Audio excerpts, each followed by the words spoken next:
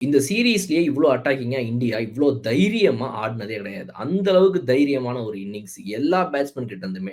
யாருமே வந்து பதுங்கி ஆடவே கிடையாது. ஸோ இது வந்து ஒரு சூப்பர்பான ஒரு ஸ்டார்ட்ன்னு சொல்லலாம். இந்தியாவுடைய இந்த 2ண்ட் இன்னிங்ஸ பொறுத்தவரைக்கும்.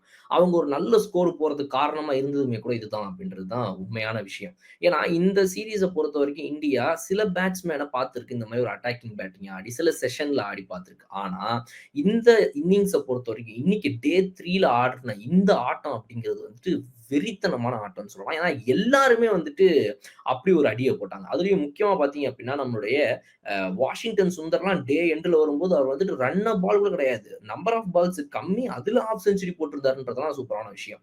ஸோ இப்படி வந்து நம்முடைய டாப் ஆர்டர் பேட்ஸ்மேன்லேருந்து ஆரம்பிச்சு எஸ்.எஸ். விஜயஸ்வால், கே.எல். ராகுல்னு எல்லாருமே அடிச்ச பால்கள் வந்து கொஞ்சம் கம்மியாவே எப்பவும் இருக்கிறத விட எடுத்திருந்தாங்க. ஒரு 70 ஸ்ட்ரைக் ரேட், 60 ஸ்ட்ரைக் ரேட்ல, 50 ஸ்ட்ரைக் ரேட்லாம் கூட சில பேர் ஆடுனத நம்மளால பார்க்க முடிஞ்சது.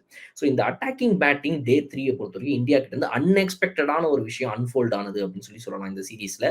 நெறைய பேர் எதிர்பார்த்திருக்க மாட்டாங்க. முக்கியமா இங்கிலாந்து பவுலர்ஸ் அது பதிலே இல்ல அவங்களுக்கு. என்னடா இது இவங்க இந்த மாரிலாம் ஆட மாட்டானுங்களே! என்ன இப்படி அடிச்சு ஆடுறானுங்க திடீர்னு அப்படின்ற மாரி ஒரு superb move by the Indian team. இது என்ன சொல்லுது அப்படின்னா, இந்த பிட்ச்சை எவ்வளோ அவங்க ரீட் பண்ணியிருக்காங்க.